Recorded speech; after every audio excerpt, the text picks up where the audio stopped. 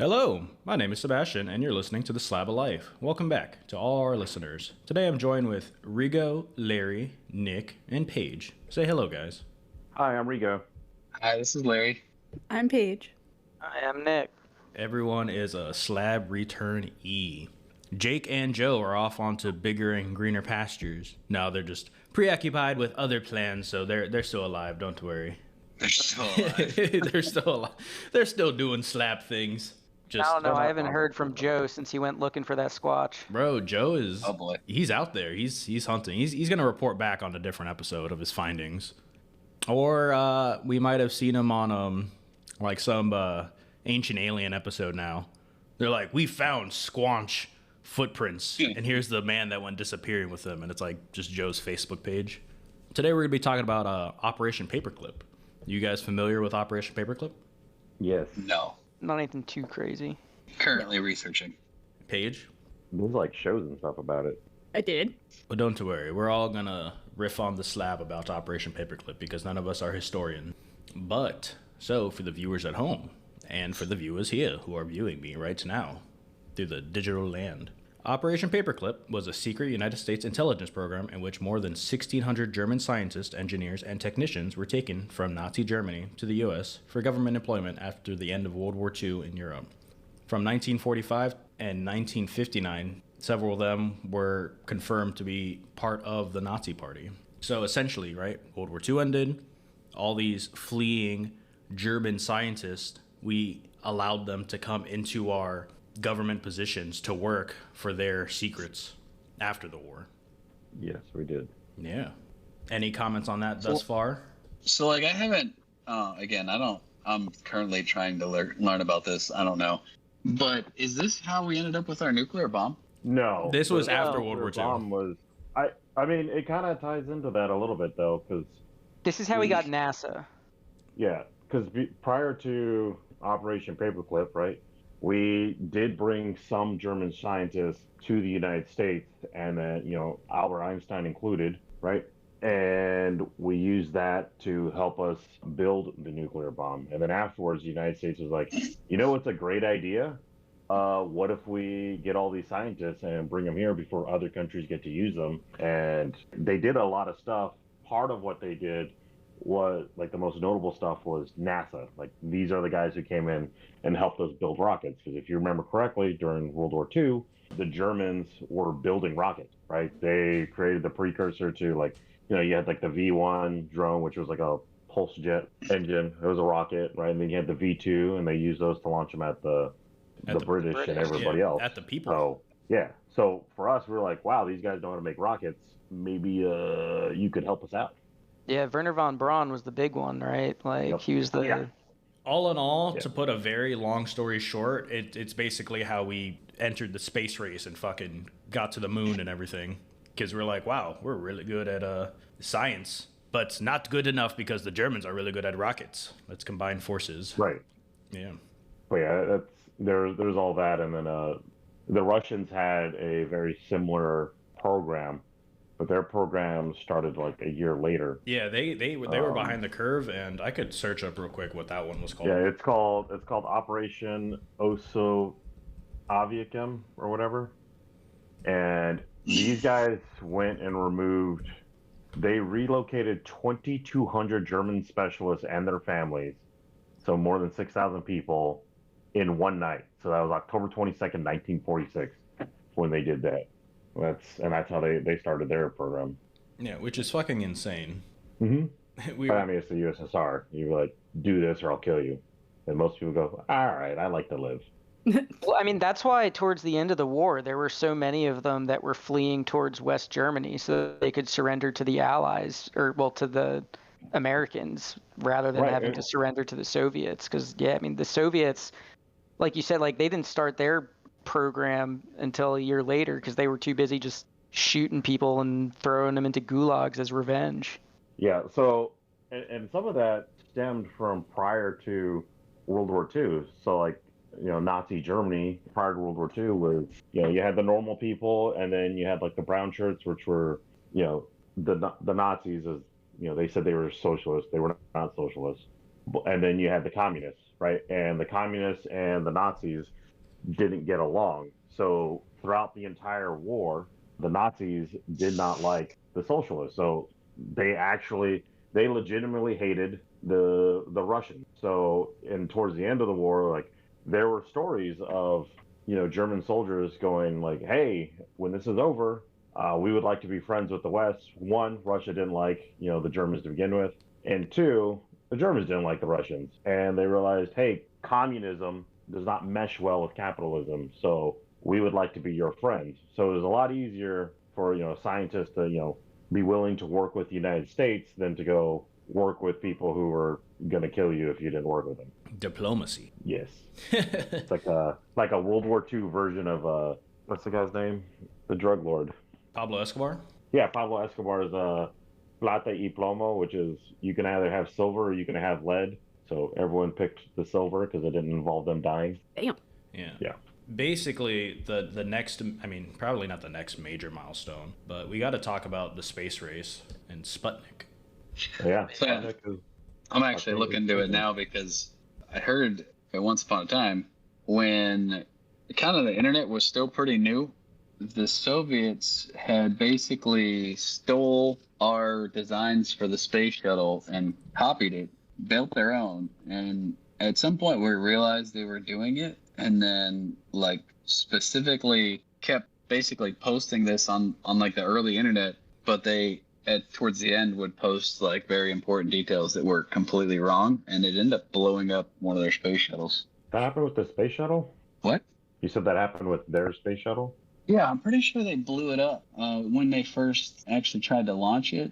I was trying to find it again just now, but The Russians? I mean, it wouldn't surprise me, like the intelligence networks and the counterintelligence that went into it was just all over the place during the Cold War. Right, because during the Cold War, like the U.S. knew that Russia had a very strong industrial espionage network. As a matter of fact, like that was one of the things that the Russians were stealing. They would steal military secrets, government secrets, and then just industrial secrets. And one of the big things they did do was they stole some designs for a pipeline. That's what it was.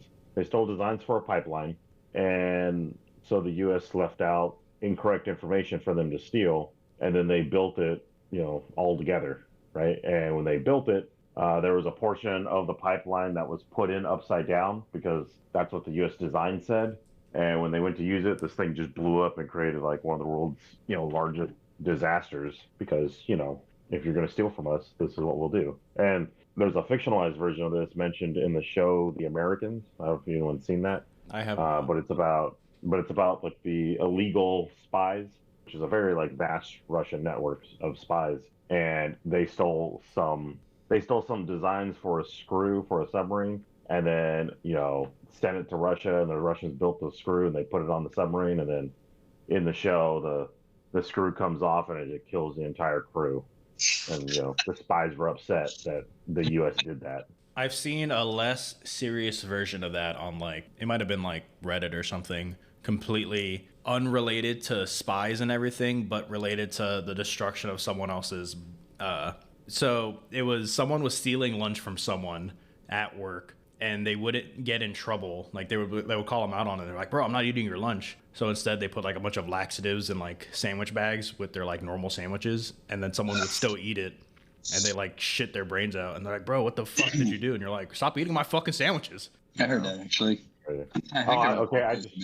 I just read what you were referring to, Larry. So it's called the Buran Space Shuttle and Counterespionage. So while Soviet rockets were not based on American designs, the Soviets did use American designs for their Buran space shuttle, which strongly resembled NASA's space shuttle. Soviet spies stole NASA's shuttle designs and blueprints in the 70s and 80s. However, American intelligence agencies discovered the espionage allegedly fed the Soviets intentionally flawed designs and outdated heat shield specs to sabotage the project. The Buran only flew once in 1988 before the program was canceled due to the collapse of the Soviet Union. So it didn't really...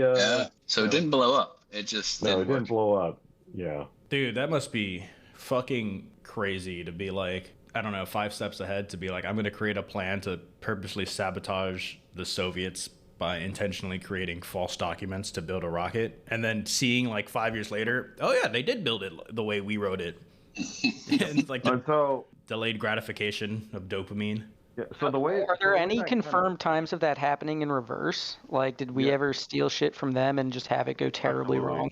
We've definitely, I don't know if our stuff has gone terribly wrong, but we've definitely stolen stuff from, the Soviets and. Well, sure, but then like not had our own scientists confirm that the math does math. No, I don't think the U.S. does things that way, because the concept is that the Americans do care about human life. So they test things out before they go, all right, we're going to put this in large scale production, right? Because the U.S. spends, billions and billions of dollars on research and development for things that we make. So if we can steal something and use it, we'll test it out first before we even give it to our own people. But there's all sorts of things that we've stolen. It's like, is that like thermobaric bombs? That's a Russian design.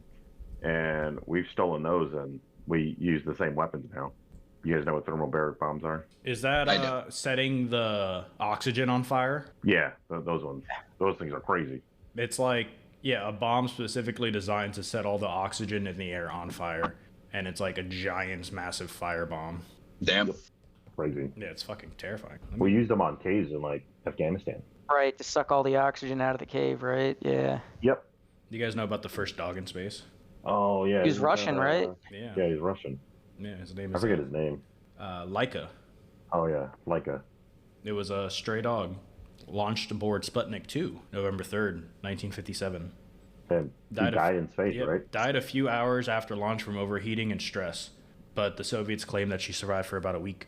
But she was one of the first living creatures to orbit Earth, right? And Sputnik 1 was the first artificial satellite to be sent to space. Dude, this was so Sputnik 1 was October 4th, 1957 for the Soviet space program, and it sent radio signals back to Earth for 3 weeks before its batteries became depleted, and then it crashed back into Earth. But bro, that was like the fucking ignition of the tinderbox for the space race, because we were like, fuck, bro, because they did that before us. Yep. Oh yeah. Yeah, I mean, you could argue that Russia won the space race. We just made it to the moon before they did. Like, they had satellites up there before the U.S. could figure out how to get shit off the ground. Yeah, because the U.S. had a lot of problems with launching rockets. They would blow up all the time, and then finally they figured it out and got things up into space. Because I think the first. I don't remember what the first device was, or first satellite we launched into space was, but I'll look it up right now. But when we launched it, I think it discovered the Van Allen belts, which is like ours was Explorer 1, January 31st, 1958. It's honestly kind of incredible to think that within the span of one person's lifetime, we've gone from just figuring out how to get basic rockets into orbit to trying to build a cell phone network on the moon. Yes.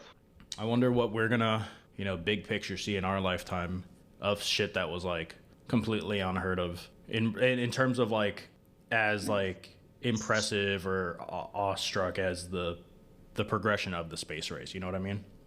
Well, I mean, AI, I think, is gonna get there. I mean, it's going to change everything. I think AI in its current form is a load of hoopla. But I do see, potential of right? I think my potential utopia of the potential good stuff of AI from bad stuff is, I don't know, healthcare in regards of wow, I don't have to wait 6 to 9 months to see a specialist. I could just be hey, medical AI dude, these are all my symptoms. Here are all my blood samples and stuff. And it's oh yeah, you got this. This is the proper treatment plan. And oh, it's coming. And instead we have United Healthcare using AI just to fucking save everyone. No, you can't have healthcare. Yeah, deny your claim, and also here's a playlist I made you. God, is it terrible. But maybe in the next 20 years, space race wise, we'll get something like that. But right now, it's. I did recently just sit in on a lecture on using AI in pathology to diagnose cancer, and it's almost at the point where it's as accurate as a doctor. That's crazy, but a doctor needs less water. Yeah. True. But you don't have to pay AI. you just have to drain the entire fucking energy grid. Yeah, that's ridiculous. That's so crazy. You know, that is another. This might be a little off topic too, but it wasn't until recently that I knew that AI or like data centers use an obscene amount of water, and I was in my head I was like, why does that matter? Because don't they just use like condensate pumps and everything and reclaim the water they use? However, that is not the case. It is in fact significantly cheaper just to not build any of that equipment and use a steady stream of fresh water and let it all just become steam and radiate back into the world. They don't reclaim anything. They just use a constant supply of fresh water as a consumable and let it go out into the atmosphere. Oh yeah, they're just pumping water straight out of rivers. Yeah, I thought they would like have a closed loop system for this. Nope. Makes sense, but that's the submarine you saying, a closed loop system would make sense. Yeah, no, yeah. That's why they use so much fresh water. They just that's crazy to me. Because you have to look at it through the aspect of business, though. So it's like, what do we know about merchant ships, right? They want to get from point A to point B as quickly as possible, and they want to make money, right? And so they're going to cut corners where they can, be safe because they're required to be safe, but they're going to cut corners where they can, and in order to maximize profits. And it's the same thing with these AI data centers, right? They want to make a profit, so they are going to do these things, but they're going to cut corners where they can. They don't need reliability. They could just spend money and drain resources, and by that time, when there are no more resources, then they might actually consider like, okay, maybe we should spend all this money. But from a business perspective, they're not going to do that, right? Not unless something forces them to. Yeah, and I see that now. Yeah. What were you saying, Larry? Do you guys feel like because we're submariners that we do? Because I also have that perspective of like, why not have a closed loop system? You could just reuse the same thing. Do you think that is submariner?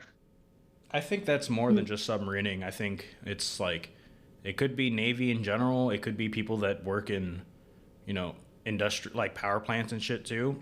But there is money that is required for those systems, and it's easier to just not pay those costs. You know what I mean? Whereas someone who has never worked on a sub and just purely thinks of it from an environmental standpoint, I would much prefer a closed loop system. Yeah. Yes. No, I agree. I think, right, now we're primed to think that way because a submarine is meant to be like its own reliable system underwater for, potential months on end. But, I mean, these data centers are just like, oh, how can we make the most money in the shortest amount of time and then, get the cheapest parts to replace things and whatever. And if they don't even have to include a whole system to help with that, I mean, you know what I mean? Increased margins. It does make sense. I mean, water is still pretty cheap, so.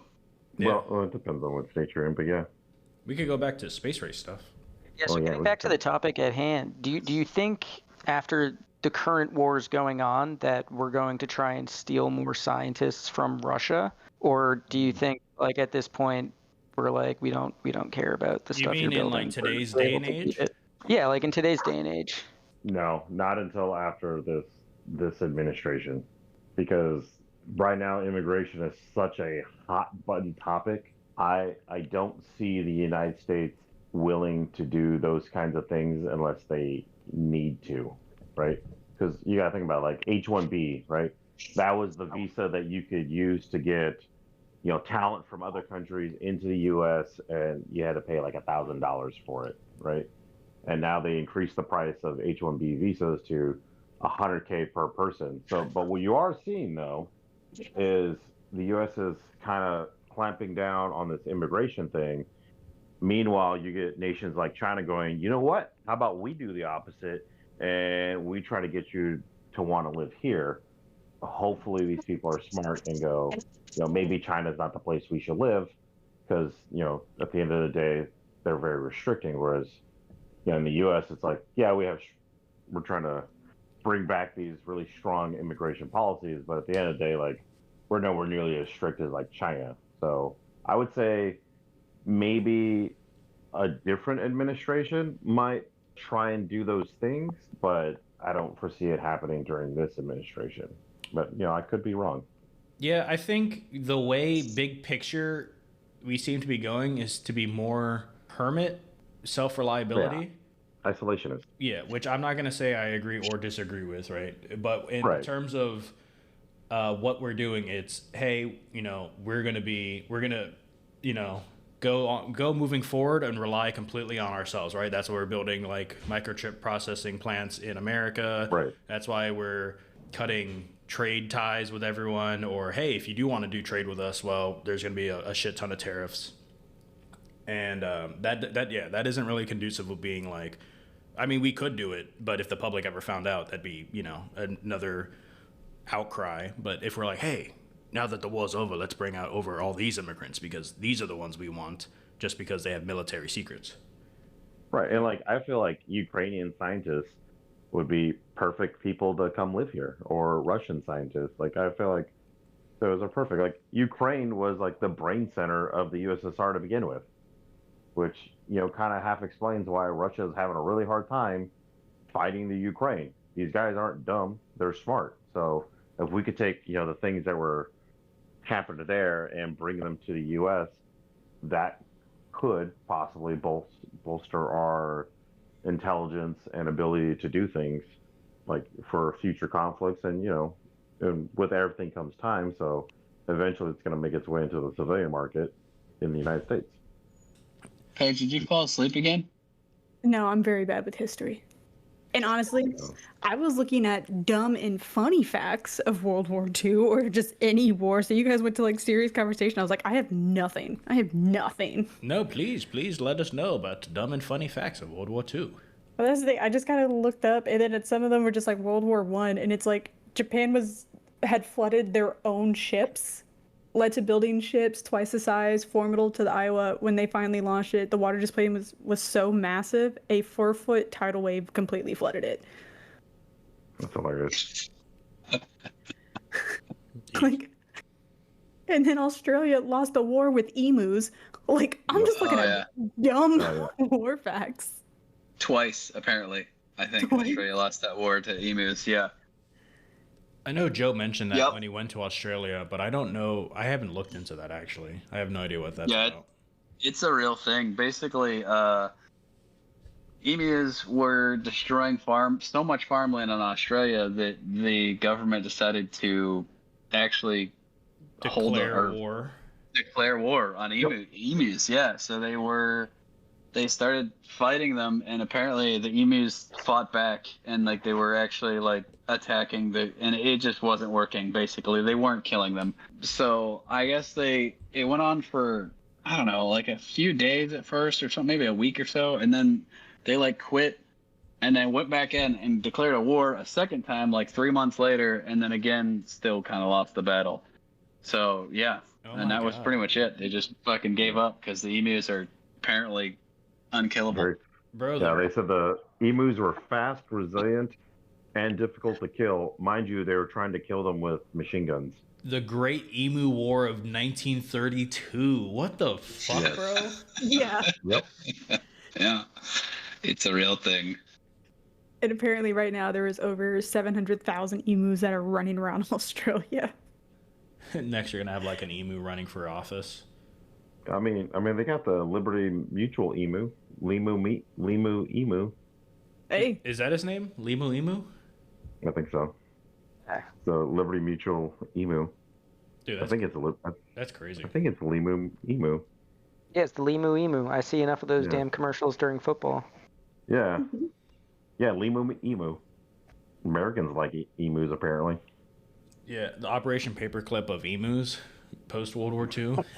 The Great Emu War. They're like, all right, we need you guys to come over here too. That's why our emu population blew up in 1946. Why can't we invade the United States? We have an emu defense system. Good luck. yep. These emus also have machine guns. Yeah. People are just riding emus with machine guns. Hey, there's probably a redneck that'll do it.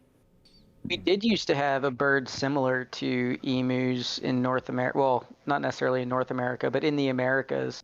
It ended up going extinct because mountain lions. Basically, no. No, the dodos were us introducing foreign life. Yeah, Well- the dodos were were just dumb and got hunted.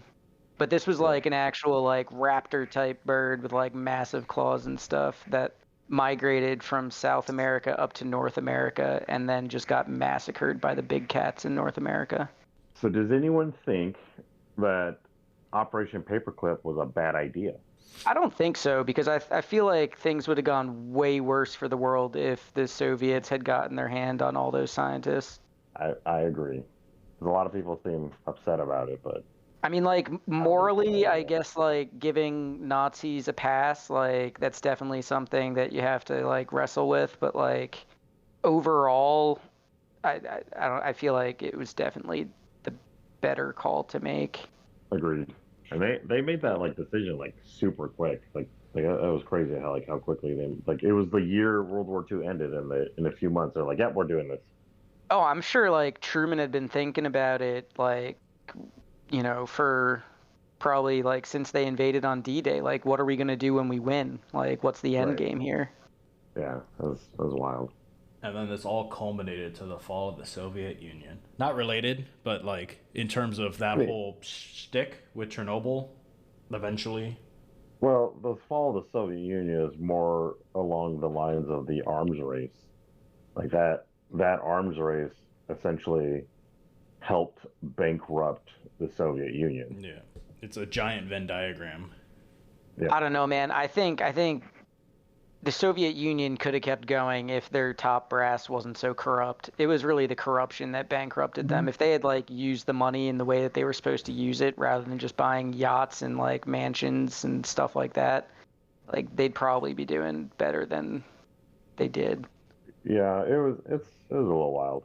Also, if they didn't hold on to Leninism and Stalinism, I think that could have really benefited them also. But that's what they did, and a lot of people became disillusioned with it for the whole thing. And really, I think that's why we see China the way that we see China, right? China, I think, took some of those lessons learned from the Soviet Union and was like, we're going to run a communist nation, but we're going to do it a little bit differently, so that way maybe people here can succeed. I don't even know, like, is China still considered communist? Like, they're more of a... I mean, they're authoritarian for sure, yeah. But like I've walked past a goddamn Ferrari dealership in Beijing. Like, does that still count as communist? I don't know. Like, they're weird. I think globally they're capitalist. Socially, they're communist. I don't know. That's such a weird topic. So as of 2024, the Chinese Communist Party has more than 100 million members, making it the second largest political party by membership in the world. Who has more? Let's see. India? I don't know, maybe. I think India has the biggest population of any country in the world. That's the only reason I think they would be able to beat out the Chinese in terms of population of a party, right? India has 1.451 billion people as of 24. Pretty sure India also has, I don't know if this is the same stat, but they have multiple parties, like for their government. Like we have the Green Party, the Republicans, but they have like 100 different parties, or hundreds probably. I think that's India. That's kind of normal in like different countries that have parliamentary governments. Oh, wow. It's a bunch of small parties that get to form one big government. It is a more recent thing that India has a higher population, or the highest population. It used to be the Chinese. Oh yeah. Yeah, it wasn't until. Yeah, when I was still just a boy, it was always the Chinese had the highest population. It looks like 2020 that India overtook China. Wow. And you know what's crazy is China got to be the highest populated country in the world while having a one-child policy. Yep. What's the U.S.A. right now? In my head, it's always like 330 million or something. Yeah, I think like 340. Yeah. 340. Huh. I always thought it was so China's communism, their version of communism is a little bit different. So they follow Marxism, Leninism, but then around 1992 they kind of changed it a little bit, and it's called the Deng Xiaoping theory, which added a constitution in 1992. But they essentially call it socialism with Chinese characteristics, and what it, in layman's terms, it just seems like a version of communism that is allowed to be flexible and change with like the social classes and the people of the country, thereby allowing it to stay in power, right? Because if a policy is obsolete, then they will review it and then possibly change it. Whereas, true communism does not care what your opinion is, because true communism, in order for communism to work, the state has to be the most powerful apparatus. So if you have dissent, right, then that dissent is going to change that apparatus. Whereas the Chinese, they don't really allow dissent either, but they're a little bit more malleable than traditional communism, which might explain why they do so well at what they do. Plus, they let you come into their country and build stuff for ridiculously cheap, which makes China money. And it's communist, so they don't even have to have high wages. That's crazy. We could talk a little bit about the history of NASA. Oh yeah, let's do that. So when was NASA officially? In 1958. Yeah. Yep. To lead the U.S. civilian space program. So that means that. So what were the happened before then? Right. So what were they were all just working for the military then? Prior to like that? when they first got brought out, right, before the establishment of NASA. Because like Wernher von Braun, right, he was making rockets for the Nazis, and so he gets brought over in 45 or maybe 46, whenever. And so what was he doing until NASA got started and he started sending stuff up into space? Like, was he just continuing to build missiles for the U.S.? Was he integrated into the nuclear program? While you're looking it up, did you guys know that they used to use pigeons to fucking center missiles on target? Yes. That's genius. Wait, what do you mean? What? So they trained pigeons to basically tap on basically a touch screen that would help direct a rocket to its specified location. So instead of, this is before obviously we had the technology we do today to direct the missiles exactly where we want to go. Yeah, they trained, I believe it was pigeons, to just peck on a screen in the right direction, because they, the way they track, if you ever pick up a chicken or anything, if you watch how their head moves, it stays perfectly steady. So they're kind of perfectly designed for that kind of rapid. I don't know. They stay steady even though everything else around them is moving. Okay, so he did work. He did work for the Army. So it says, following the war, he was moved to the United States along with the 1,600 other German scientists, engineers, and technicians. Said he worked for the U.S. Army on an intermediate-range ballistic missile program, and he developed the rockets that launched the U.S.'s first space satellite, Explorer 1, in 1958. And then after that, he worked with Walt Disney on a series of films which popularized the idea of human space travel in the U.S. and beyond from 1955 to 57. And then after that is when they created NASA. So they used this guy to help build ballistic missiles, then create the propaganda to get everybody excited about the space race, and then they formed NASA. That's wild. Yeah. Yeah, so now that answers your question, Nick. Yeah, he what was he doing prior to NASA? He was making Disney films and working for the military. Yeah, Walt Disney working with Nazis checks out. Walt Disney designed a lot of the mascots for World War II yes. Navy vessels. Fun fact. So all those cartoon characters of old World War II ships are designed by Walt Disney. Yep. And there was another guy named Ray Young, and he did them for submarines. So I think some of the coolest submarine logos from World War II were done by either that guy. I think his name is Ray Young, and then the other ones were done by Disney. What do you guys think about AI in government positions?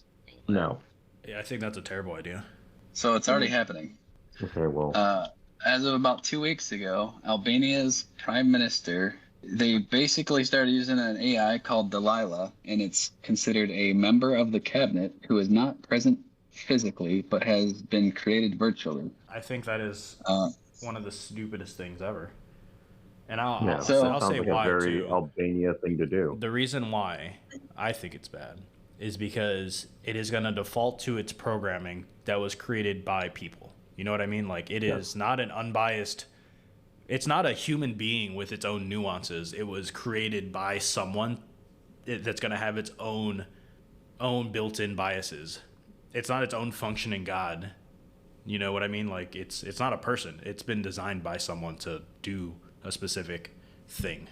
That's fair. However, play devil's advocate, and also based on the reason they did it, they had a lot of problem with corruption. And so having an AI that cannot be manipulated other than by its prior programming, it's not greedy. It's not going to, you can't take its kids and be like, oh, I'm going to kill your kids. No, it's not going to work. You can't really blackmail AI. But you can blackmail the person who writes the program. I think you could also blackmail an AI. And I'm serious. If you don't do I'm this, serious. I I don't think in the sense of like, traditional. Like I'm gonna steal your kids and report all your corruption AI. It's gonna be like, yeah, we'll just deactivate you, and they'll be like, wait. I'm sure it's gonna have some self-preservation at that level. You know what I mean? Seems pretty accurate. Also, I feel like someone could probably hack it. Yeah, and I think it is prone to outside entities hacking it, right? Like not in the traditional sense of like a dude being like hitting his keyboard and being like, I'm in. But I'm sure any computer-based software it is vulnerable. There is that dude that who was a CEO of a VPN that I think was using AI as well to help like protect people's information, and he like put out his social and he's like, see, I'm so confident in our product that this is my social. I dare you guys to hack me. And then his identity was stolen. That was LifeLock. LifeLock? Yeah, it was like stolen 13 times. Yeah, it was some ridiculous. Successfully. And then he got sued by the government because he lied to everybody. Yeah, was it AI as well, or no? Was that just his? I don't know if it was AI. I was in I think it was just his own personal company, because that happened in what was that, like early 2000s? I think when that happened. I don't remember, but I remember those commercials, and the guy would blast his social everywhere. Anyways. Yeah, maybe completely unrelated, but yeah, I'm sure it could be. I'm sure it's prone to like human involvement. Yeah, well, let's go back to NASA. So we're talking about how, NASA came about. Turns out NASA, the precursor to NASA was the National Advisory Committee for Aeronautics. They've been around a while. So the National Committee for Aeronautics was founded. You guys want to take a guess as to when it was founded? This is before NASA? Yep. 56. All right, anyone else have another guess? Well, I'm looking at it, so I wouldn't guess. But I would have thought it would have been a lot closer than what it actually is. 1915. Holy fuck. Damn. Yeah. And then it was dissolved and then turned into NASA after that, like in 58. I wonder if did they call it NACA? I think they did call it NACA. National Advisory Committee for Aeronautics, NACA. It's got the Wright brothers as their little symbol. It's cool. They created something called the NACA duct, type of air intake used in modern automotive applications, the NACA cowling, and several series of airfoils, which are still used in aircraft manufacturing. And during World War II, they were described as the force behind our air supremacy due to its key role in producing working superchargers for high-altitude bombers and for producing the laminar wing profiles of the North American P-51 Mustang. Dude, I find like air travel and space travel and just like airplanes in general just so cool, like the history of it. Oh yeah, like it's crazy to literally be a human in nature and seeing birds flying, and you're like, I'm gonna build that. I'm gonna do something that we can fly because we can't fly, and now we have fucking planes that fly faster than the speed of sound. That is so. Like the U.S. created aircraft, and then created an entire agency to make sure that we were better than everybody else at it. And then after that, they're like, you want to make this great is if we just created NASA.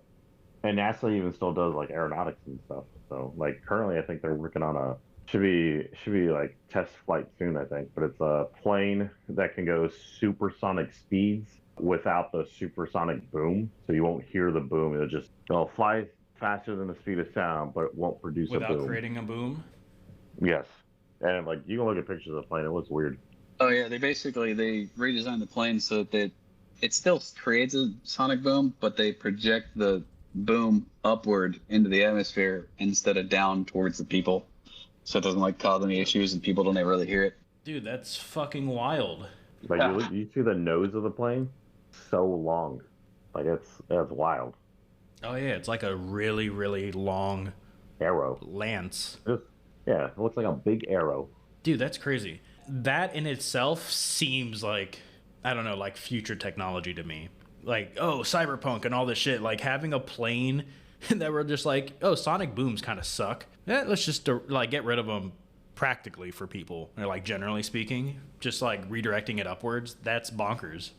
Just for that's something I wouldn't even like begin to think of to like get around. That's just physics, you know, like. And the way, they just use physics to do it. It's like they fly the plane at 30,000 feet, where atmospheric conditions can cause shockwaves to dissipate upwards due to Mach cutoff physics. Or they use, specialized aircraft designs, which shape the shockwaves to go up. But the XB-1 used it to make them go upwards instead of downwards. I guess. Crazy. Speaking of space stuff, we could talk about the Challenger. Or the 3A. What's going on with the Challenger? Yeah. So the whole Challenger explosion is, I think a lot of people, the lesson that we got out of the Challenger explosion is like QA, right? Yeah. What I think the actual lesson should be has nothing to do with QA. I feel like the actual lesson should be communication and sharing of knowledge across government groups. And the reason I say that is what happened with the Challenger was like the O-ring went bad because of, the change in temperature from the weather, thereby causing the O-ring to be brittle and going bad, right? Well, the United States knew that was a thing, right? And we've known that's a thing since a bare minimum of World War II, right? Because the U.S. built freedom ships, I think is what they were. Yeah, they built freedom ships, and they sent them, in order to get away from German U-boats, they sent them north up near the cold, like in the Arctic ice caps and stuff, to go up and around and then come back down to the UK, just, go around where all the U-boats were hanging out, right? Well, we built these cheap ships out of metal, right? And most people are like, it's metal, right? But one of the things about metal is that when it gets super, super cold, metal can become brittle and break. And that was one of the things where, like, these Navy ships would be in the cold and they would just break in half and sink within minutes because we didn't have a QA program to test the metal to make sure that it was good. So that was something that the United States knew, right? But we didn't bother to share that information or, think that NASA might find it important. And then here we are. I don't remember what year Challenger happened, but was it the 80s? The Challenger was on January 28th, 1986. Yeah, 1986. So, what, 40 years later, we relived the same problems in a different government organization due to the same things. Weather caused things to become brittle. We used them anyways, and it broke. It was literally something we could have just been like, yeah, that's a thing we do. But now we have the QA program, and we share like all that history with everybody. Like, hey, like the Challenger and like all these other vessels that have, were damaged and, because of bad QA. But because these are all lessons learned that we share, we can then use that to not have these problems in the future. But if they simply had, essentially a QA program that talked about things that happened historically, maybe that would have been something they could have thought about. I do think just because, I guess I'm not going to beat a dead horse, but yeah, there just should be more communication in general between even the same organizations. Right. You can never over communicate. For the viewers at home that don't know what we're referring to for the Challenger. So on January 28th, 1986, the Challenger was a space shuttle from NASA that broke apart and killed everyone on board, which was 7 crew members over in Cape Canaveral, Florida. And it had a teacher on board as well. It did. Was there a Sally Ride? It was the first fatal accident involving an American spacecraft while in flight. Almost had Big Bird on there. Oh, not Sally Ride. Sharon McAuliffe? Sharon McAuliffe was an American teacher and astronaut. I know there are people that I've served with in the past that were old enough to remember the fucking Challenger. I wasn't old enough to remember the Challenger, but I'm old enough to remember the what was it, the Columbia that crashed? Yeah, that was in 2003. Yeah. As it was re-entering over Texas, it broke apart. Yeah, that field was intense. Yeah, so the breakup of the Columbia. It was caused I forget the specifics, but it was like when it took off, there was something that like broke off and damaged a panel. And then when they were re-entering the atmosphere, not having that panel in place allowed the heat to just completely So the heat shield was damaged by things that were flying that fell off. During launch, a piece of insulating foam broke off from the space shuttle external tank and struck the thermal protection system's tile on the orbiter's left wing. They had talked about it before. It was like this was something that happened often, but in this case, some people were concerned that it was a little bit more serious. And then they limited the investigation, reason the crew could not have fixed the problem if it had been confirmed. And then Columbia entered the atmosphere of Earth, penetrated the heat shield, and the rest is history. The plane just flew apart, and I think it spread all the way from like California to Texas. I think. I think it was more East Coast. It was like Louisiana to like Texas. Is that what it was? But dude, people were like collecting bits of debris and selling them online. Like that was a whole thing. I remember seeing pictures of people were digging through briar patches in Texas to find these items because NASA wanted all the stuff put back together, so that way they could figure out like what happened. And it was like people are like bleeding from thorns and stuff, and they're trying to get all this debris. It was literally like right after like 9/11, like 2 years later. So it was it was huge news. Yeah. I was 4, dude. Fucking. Oh, you were 4? Yeah. I remember hearing it. I remember hearing it on the way to an eye doctor exam. It was like on the news. I was like, this is crazy. Definitely had the TV on in school that day. Yeah. February 1st, 2003. I was 22 years ago. So I was 5 years old. I didn't even have consciousness yet, dude. I was like drinking my Capri Sun. Didn't even have consciousness. Yeah. Very recent thing. Larry remembers though. Larry was around. Oh, yeah. I was already in college. Yeah, he was. Yeah. So this went from California to it started to break apart as it entered California airspace. So she had several pieces of debris, events observed on the ground, and it was like over Utah, Arizona, New Mexico, and Texas. In Texas, where everyone started to actually see signs of the debris. Yeah. So that went from. Yeah, because I think it went from west to east, and I think it was going to land not in California, where typically before it would land like Edwards Air Force Base in California, and not this time. That was ridiculous. Like Columbia. What about Apollo 13? That's not really a space disaster, though, is it? I don't know. I mean, that had a happy ending, so like. Yeah. Not really a disaster, but close to a disaster. Yeah, close to, yeah. Apollo 13, that was the one they made the movie about it with Tom Hanks, where like shit just kept going wrong, and they were trying to figure out how to fix the ship before they had to, re-enter the atmosphere. Apollo 13. Oh, Apollo 1. 1970. That's crazy. Apollo 1 was the designation for the first crewed mission of the Apollo program, which tragically ended in a fatal fire on the launch pad on January 27, 1967. And they killed astronauts Virgil Grissom, Edward White, and Roger Chaffee. Which one? Was that? Was Apollo 1 were they on the launch pad, or was that Yes. Was that different from the crew that was in like the practice module or whatever it was, and like the door couldn't be opened from the inside? Oh no! When it caught fire. It says rescue was prevented because the plug door hatch could not be opened against the internal pressure of the cabin. Yeah. Damn, bro. And that's crazy. Fuck space travel and flight. They'd be like, hey, you want to go recreationally to the moon now? Nah. I'm good. I got my eyeballs. There's nothing up there anyway. Just cheese.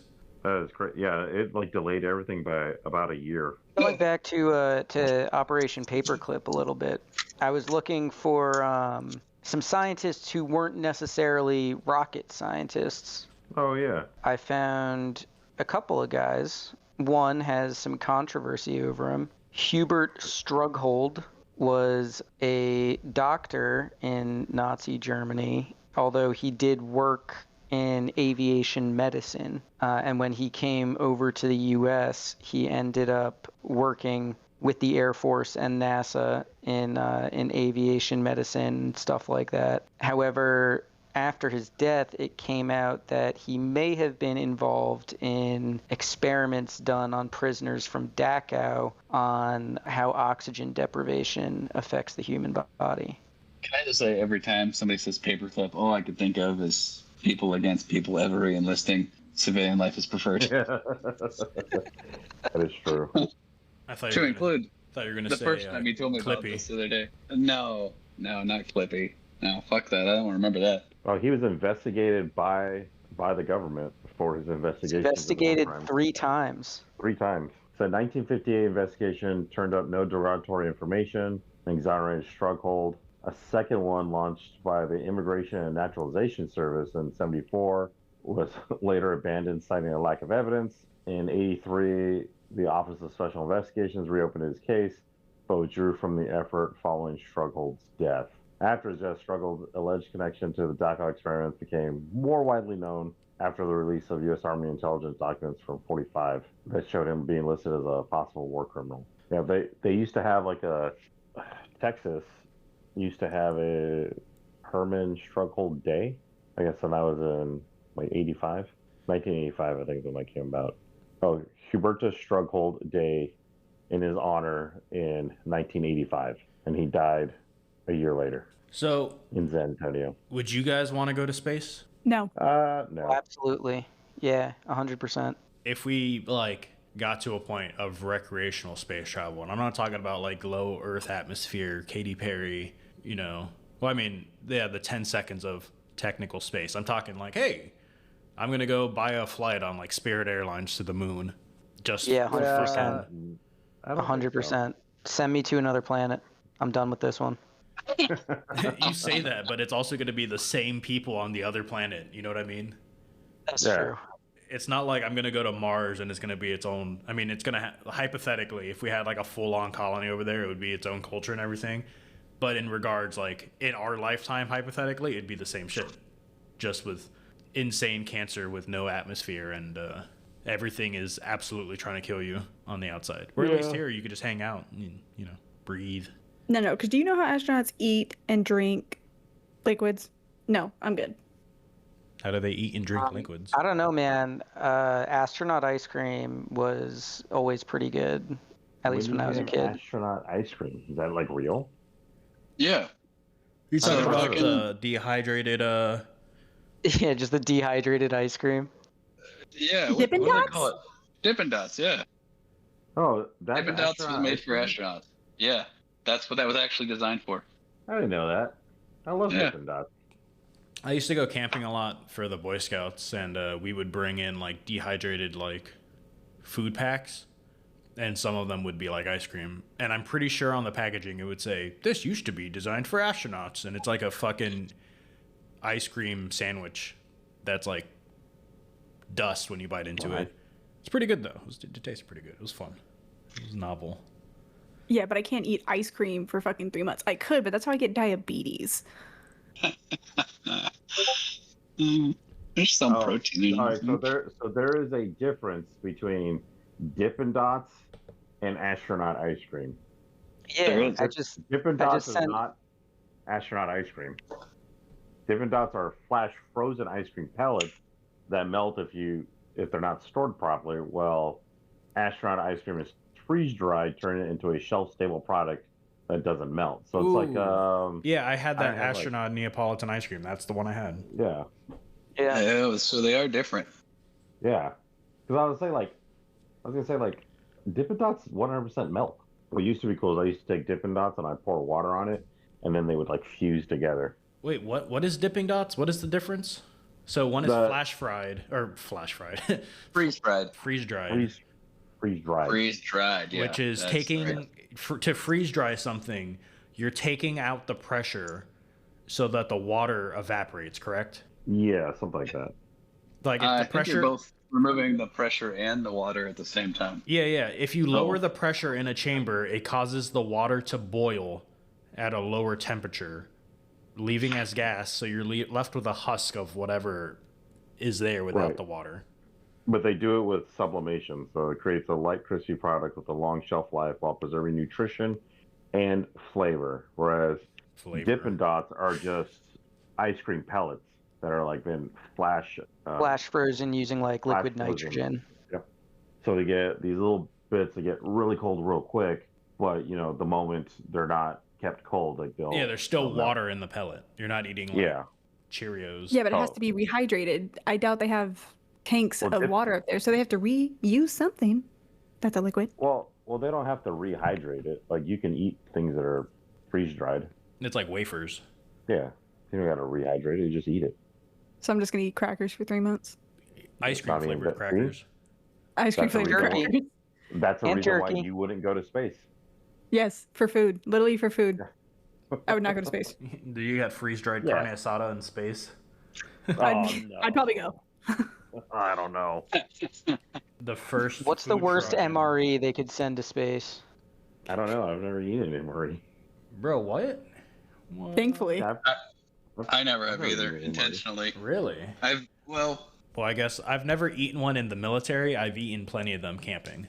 Well, I've never been camping, and there's cooks on board the boat, so I never ate an MRE. We should go camping. Wait, you've never been camping? No, I've never been camping. Like, not even once? That seems crazy. That's not crazy. My mom was not a fan of camping. We've always stayed in a house somewhere. And my wife also is not a fan of camping, so I've never been camping. I don't own a tent. I mean, I've never not a fan of camping either, but I still did it just to take my daughter. Like, you said, what is the worst or the best MRE for space? Yeah. Okay, let's see what the MRE flavors are, and then and we'll decide. There's 40 of them. What? Wow. Oh yeah. You got chili with beans, beef shred and barbecue, chicken with egg noodles and vegetables. Maybe. Spaghetti with beef sauce. I'd eat that. Chicken chunks. What? No. Beef taco filling with Santa Fe rice and beans. That sounds disgusting. Beef strips in tomato sauce. Meatballs in marinara sauce. I'd eat that. No. Beef stew. Yeah, I don't care. Well, beef stew? Absolutely. I would eat that. I'd probably try that. Chili and macaroni. So they have that on the boat. So these items are the main entree, and then it's also got desserts too. So like the chili and macaroni comes with a pound cake, jalapeno cheese spread, crackers, meat stick. Yeah, so the next menu item is vegetable crumbles with pasta, elbow macaroni in tomato sauce. This all sounds terrible.